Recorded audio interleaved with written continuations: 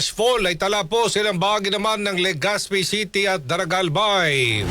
Follow-up report mula kay Radyoman Leo Barceliano, RMN Legazpi.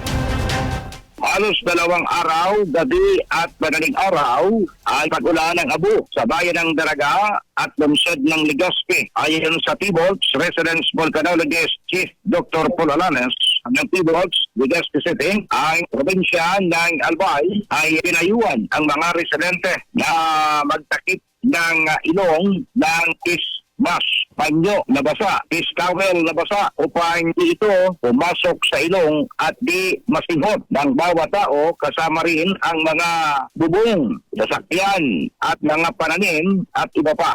Sa kasalukuyan, nagpapatuloy ang malakas ang pagluwal ng lapa sa Dark Lava mula sa kriter ng Bulkan Mayon. 3 lugar na gali ang Niisi Daraga, Bunga Legazpi City at Basod Gali sa Santo Domingo, Albay, kaya't dobleng pag-iingat ng mga mamamayan sa paligid ng Bulkan Mayon. Kasama mo sa RMN Legazpi Province Bicol Region, Radyoman Leo Barceliano, Tatak, RMN. RMN Network News.